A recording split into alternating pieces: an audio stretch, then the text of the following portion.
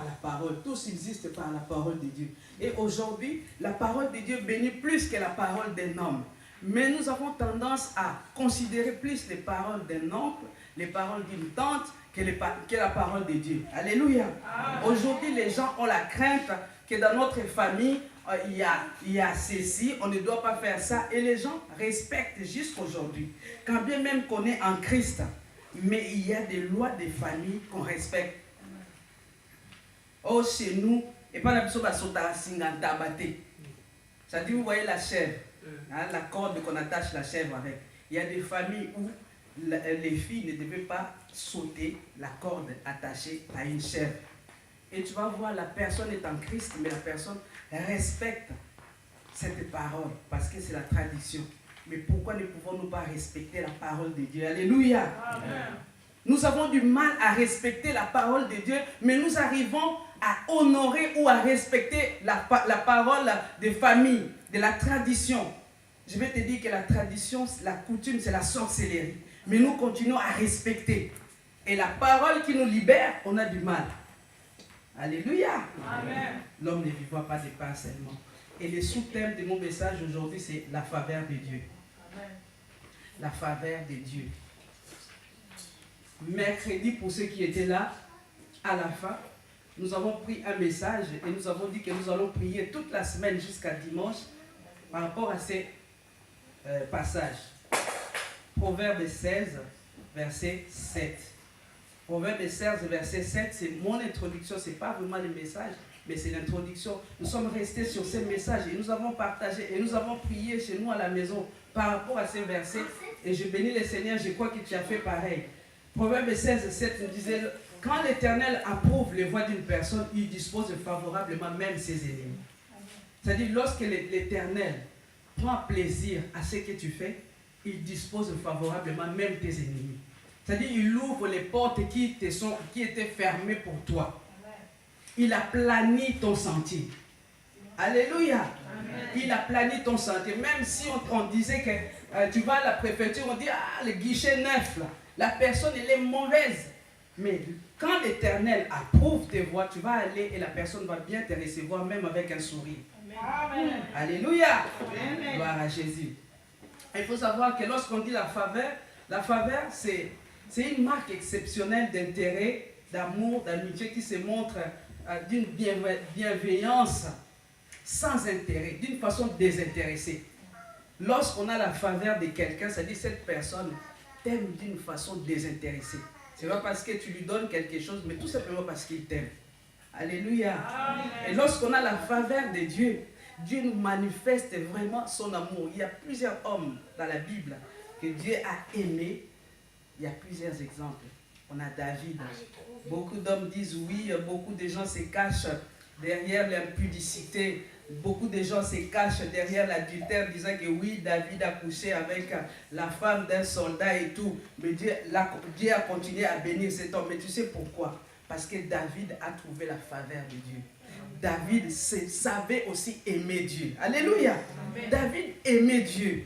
Et David était cet homme-là, lorsque vraiment pour Dieu, il ne retenait pas. C'est-à-dire, alléluia. Ni seulement ses mains, mais son cœur. Lorsque vraiment il y avait quelque chose pour Dieu, il le faisait avec amour.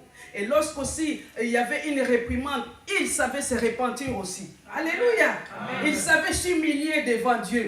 C'est cet homme-là, le jour où l'arche, qui sont partis récupérer l'arche chez les Philistins, c'est cet homme-là qui s'est levé et qui dansait.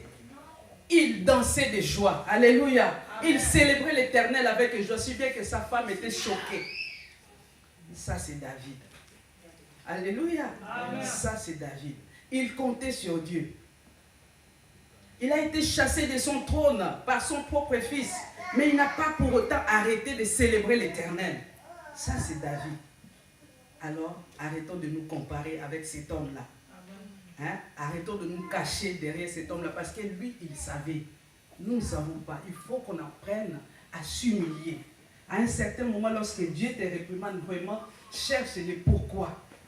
C'est-à-dire, retourne là où tu étais tombé et dis Seigneur, relève-moi. Alléluia. Amen. Que le Seigneur vous bénisse. Amen. Maintenant, tu vas prendre ta Bible et nous allons lire dans Genèse chapitre 26.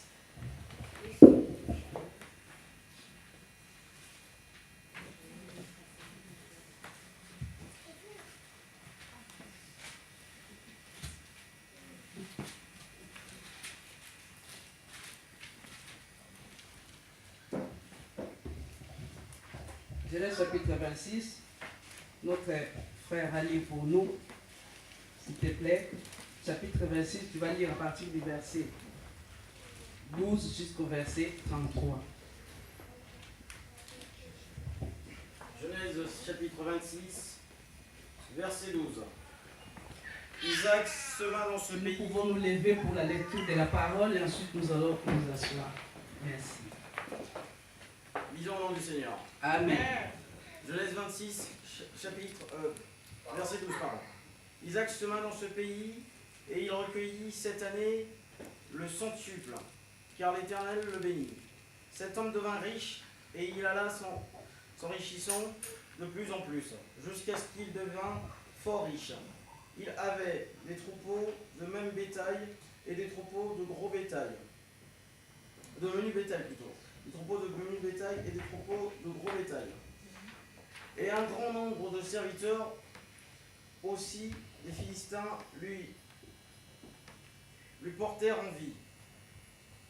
Tous les puits qu'avaient creusés les serviteurs de son père, du temps d'Abraham, son père, les Philistins, le comblèrent et le remplirent de poussière. Et Abimelech dit à Isaac, va-t'en de chez nous, car tu es beaucoup plus puissant que nous. Isaac partit de là et campa dans la vallée de Guérar, où il s'établit. Isaac creusa de nouveau les puits d'eau qu'on avait creusés du temps d'Abraham, son père, et qui avait comblé les Philistins après la mort d'Abraham.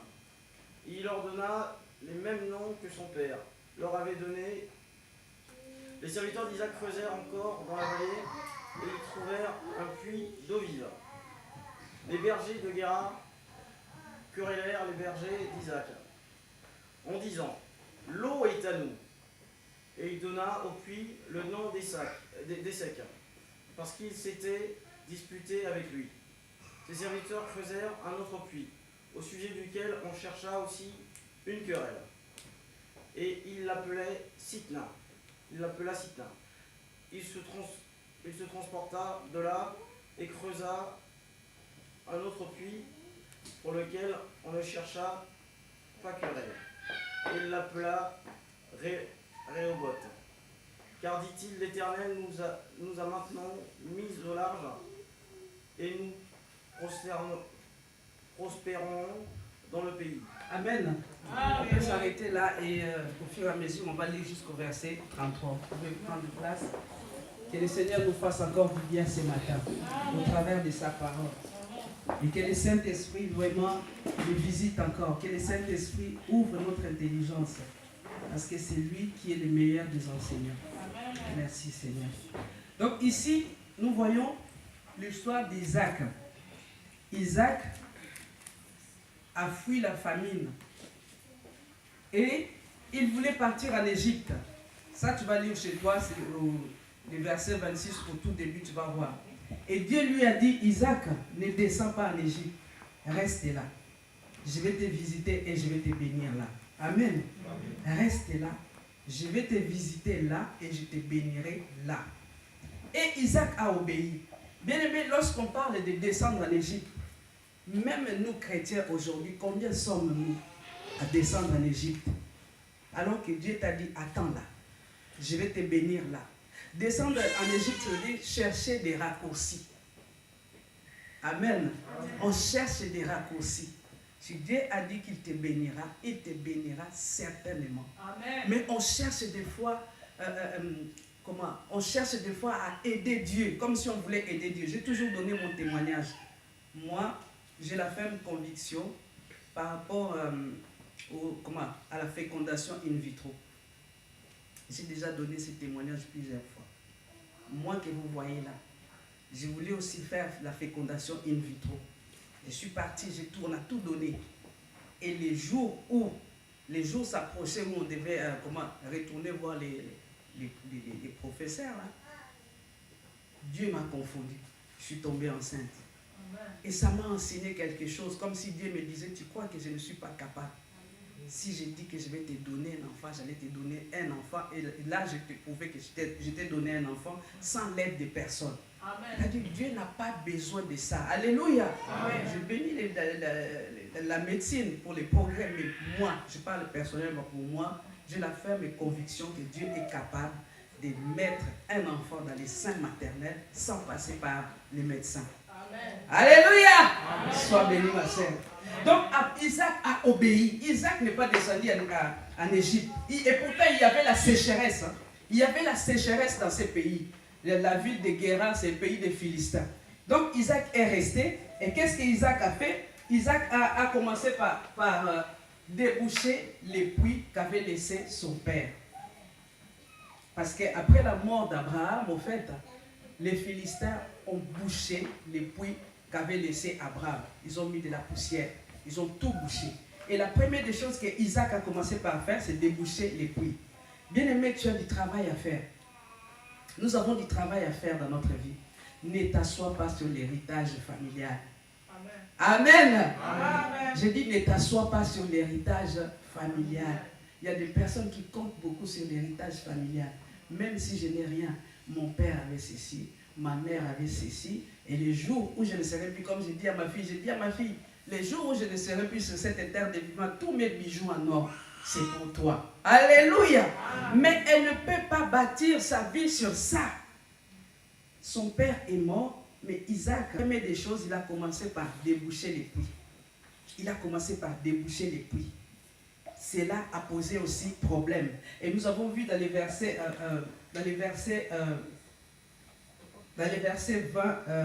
20, lorsque Isaac a débouché ces puits-là, il y a eu querelle, il y a eu dispute entre ses serviteurs et les serviteurs des Philistins. Il faut savoir, bien aimé, qu'à chaque fois que tu voudras récupérer quelque chose qui t'appartient, quelque chose que quelqu'un d'autre a laissé pour toi, il y aura toujours des disputes. Alléluia. Amen. Même dans la famille, il y aura des disputes. On va dire, mais pourquoi seulement lui? Pourquoi seulement elle? Nous tous aussi, nous sommes ses enfants. Il y aura même des neveux, je ne sais pas moi, qui vont sortir et tout. Alléluia. Amen. Alléluia. Amen. Isaac est resté en Égypte. Isaac a commencé par déboucher les puits qu'avait laissé son père Abraham. Nous avons du mal aujourd'hui à rester et à attendre la bénédiction de Dieu. Tout lieu, ce n'est pas un endroit de bénédiction pour toi. Alléluia. Amen. Il y a des endroits où tu peux partir. Depuis que tu es parti, il n'y a que des problèmes sur problèmes sur problèmes. C'est-à-dire que Dieu ne t'a pas appelé là. Amen. Reste là, je vais te visiter là. Habakkuk a dit, j'étais à mon poste et j'attendais.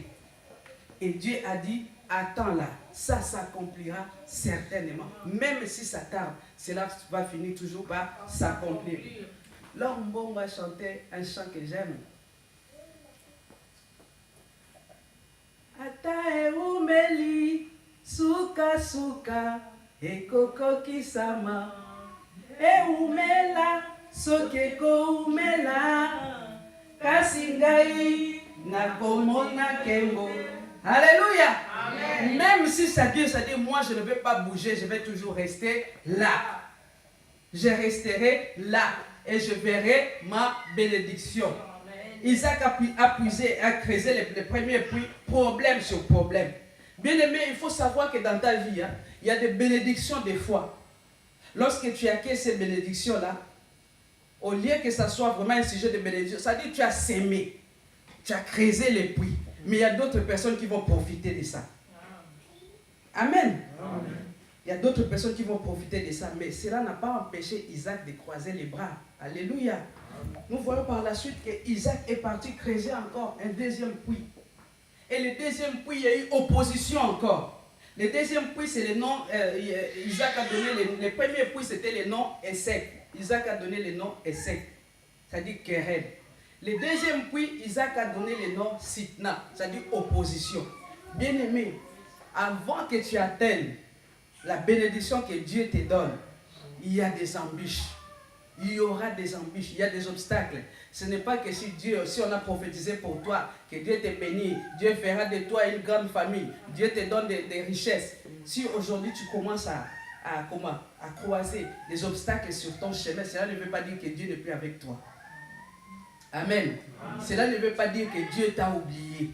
Cela ne veut pas dire que Dieu ne fera pas. Même s'il y a obstacle, toi, ne baisse pas les bras, continue. Alléluia. Amen. Isaac ne s'est pas déplacé. C'est-à-dire, si c'était peut-être quelqu'un d'autre, il allait se dire vraiment, est-ce que vraiment c'est Dieu qui m'a dit de rester ici? Amen. Amen. J'ai dit, je parle à quelqu'un. La première fois, c'était le puits qu'avait laissé son père. Mais il y a eu querelle.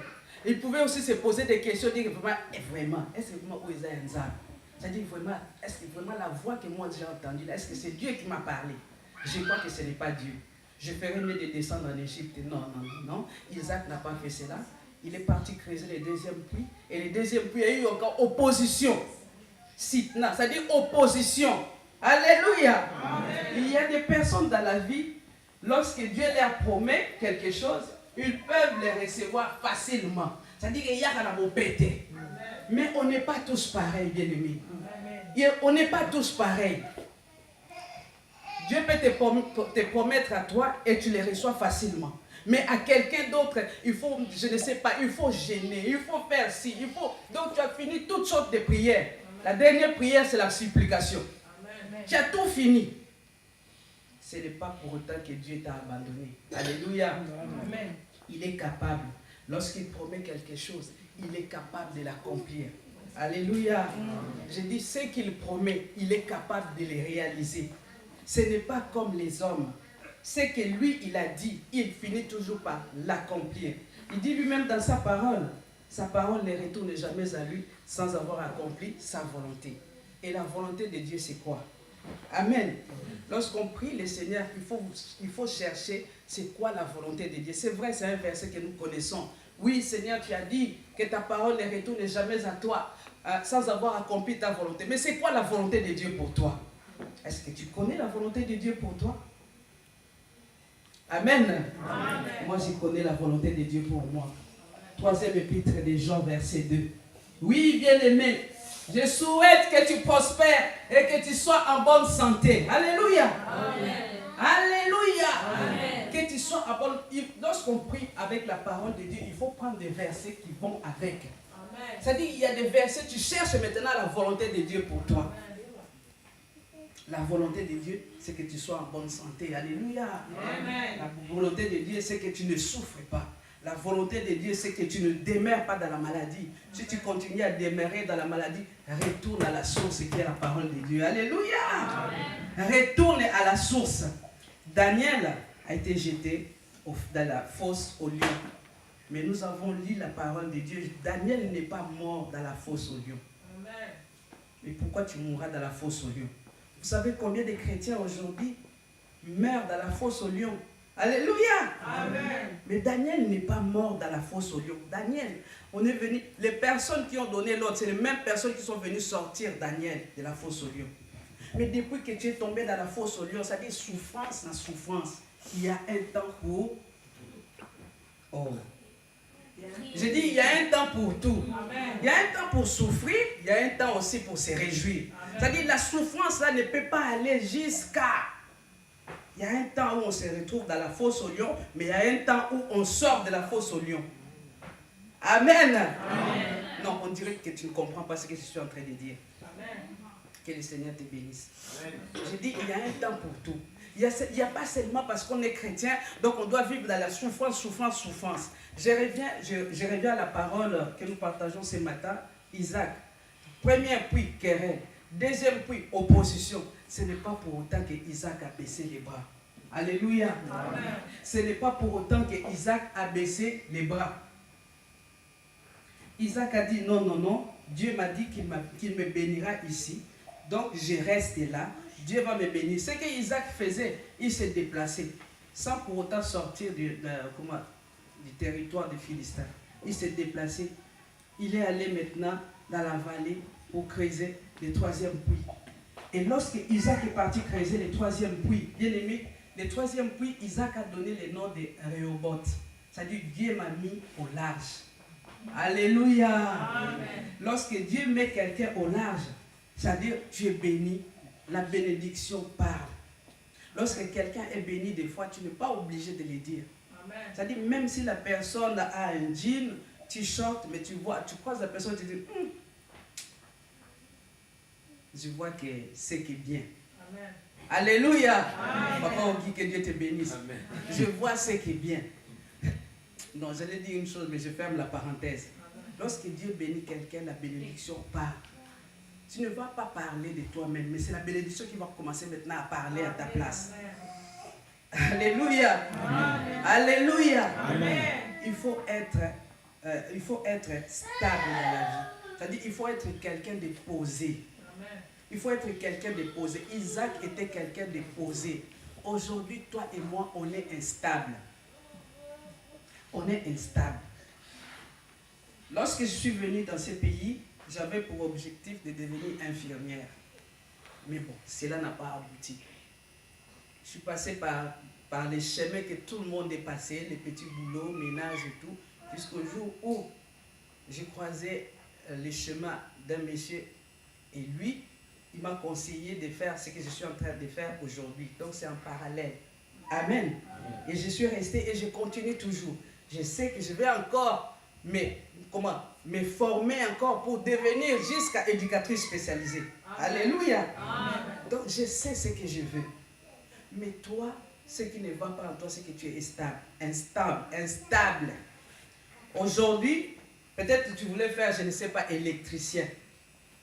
Et tu viens, tu commences électricien, tu attends que non, l'agence intérim telle, on est en train d'embaucher les plombiers. Maintenant, tu abandonnes l'électricité, toi aussi tu vas faire plombier. Et demain, quand tu vas encore apprendre que non, Mikolo, femme de chambre, ils ont fouta. Alléluia. Amen. Donc tu vas apprendre que non, maintenant les femmes de chambre, le marché là, donc femmes de chambre, tu vas laisser. Tu vas laisser la plomberie et tu vas t'inscrire comme femme de chambre. Alléluia. Bon, dis-moi, tu veux que Dieu te bénisse où? En tant qu'électricien, en tant que plombier, en tant que femme de chambre, en tant que quoi?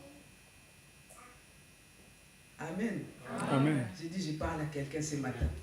Tu es instable. Isaac est resté là. Isaac est resté là. C'est-à-dire, lorsque tu commences quelque chose et que tu as la conviction que c'est Dieu qui t'a dit qu'il te bénira par rapport à ce travail, reste. On avait un frère qui faisait la manutention ici au CIA, magasin CIA. Mais il était fidèle. Aujourd'hui, au jour d'aujourd'hui que je vous parle, il est directeur, toujours au CIA. Mais il a commencé en tant que manutentionnaire. Manutentionnaire, chef des rayons. Et comme ça, il a grimpé les échelons. Amen. Amen. C'est ça la stabilité. Enfant de Dieu, sois stable. Amen. Sois stable. Ce n'est pas aujourd'hui que tu es à Lyon, demain tu es à Bordeaux, après on est à Marseille. Après les frères que j'ai croisés même hier m'ont dit, oh non, maman Victoire, dans les mois prochains, je vais à Cuba. Amen. Amen. Tout simplement pourquoi? Parce qu'on est instable. Lorsqu'on est instable, on ne voit pas la main de Dieu. Habakkuk a dit, j'étais à mon poste et j'attendais. Prenez seulement l'exemple que je viens de vous donner là. Hein? Aujourd'hui, tu étais électricien, tu as abandonné l'électricien, tu vas faire la plomberie. Tu as abandonné la plomberie, tu es parti, je ne sais pas, cuisine. Alléluia. Amen. Et afin de compte, tu veux que Dieu puisse te bénir où? Nous avons chacun de nous un point fort. Pour ceux qui étaient là le mercredi, chacun de nous tels que nous sommes, nous avons un point fort. Apprends à développer ces points forts-là. Il y a des personnes qui ont la facilité de communiquer. C'est-à-dire, lorsque la personne te parle seulement, il peut te convaincre. Alléluia! Il y a des personnes comme ça, lorsqu'ils commencent à te parler, tu peux sortir ton chéquier et tu signes. Ça, c'est un don. Ce n'est pas donné à tout le monde. Il y a des personnes qui ont des dons de cuisine. C'est-à-dire, toi, tu peux préparer, je ne sais pas moi, tu peux préparer quelque chose, même avec le plus cher des aliments que tu peux acheter. Hein? Mais la personne qui a les talents, qui a les dons de cuisiner, même avec une tomate, il peut faire en sorte que ça devienne, je ne sais pas, un hamburger. Mais toi qui as l'hamburger, la personne va goûter, va préférer la tomate. Alléluia. C'est les talents que chacun de nous avons. Chacun de nous sache que là où tu es, tu as un point fort. Mais qu'est-ce que tu fais de ces points forts-là? Alléluia. Qu'est-ce que tu fais de ton point fort? Il y a de cela 2 dimanches, nous avons reçu l'homme de Dieu, le pasteur Bon. J'ai suivi sa prédication, je n'étais pas là. J'ai suivi, il a prié, il a prophétisé. Lorsqu'on prophétise sur toi, cela ne veut pas dire que, voilà, tu t'assois, tu croises les bras. Amen. Il ne faut jamais s'asseoir. Lorsqu'on prophétise sur toi, il faut commencer à prier par rapport à ces prophéties. Amen. Il faut savoir prier par rapport à ces prophéties. Nous avons vu, première pluie, ils ont mis la poussière et tout. Alléluia. Amen. Mais tes prophéties, tu ne sais pas qui a mis la poussière. Tu ne sais pas qui a bouché les puits que tu avais creusés. Tu ne sais pas. Le deuxième puits, pareil. Tu ne peux pas t'asseoir, après tu deviens amer. Il y a des personnes, il y a des chrétiens qui sont devenus amers. C'est-à-dire qu'ils ne croient plus en rien. Ils ne croient pas. Non. Si tu ne crois plus à rien, tu ne verras pas la main de Dieu. Alléluia. Amen. Dieu dit que celui qui s'approche de lui croit qu'il existe et qu'il est le rémunérateur de tous ceux qui le cherchent. Dieu mange la foi. Dieu agrée la foi. Comment tu peux t'approcher de Dieu sans conviction? On s'approche comme ça, donc on vient, je suis né dans une famille chrétienne, de toutes les façons, papa et maman vont à l'église, donc bon, chez nous c'est interdit le dimanche, je ne peux pas dormir. Il faut que je vienne à l'église. Il faut déjà le matin quand tu viens avec la conviction que je vais à la rencontre de quelqu'un. Et c'est quelqu'un, c'est Dieu. Alléluia. Amen. Pourquoi, dans mon pays ou chez les anglophones, il y a beaucoup de miracles. Pourquoi? Parce qu'ils sont réceptifs. Les gens sont réceptifs. C'est-à-dire, lorsque la parole sort, la personne s'accapare de la parole. Mais les francophones sont froids. Amen. C'est-à-dire, même des fois pour dire Alléluia, c'est un problème. C'est comme si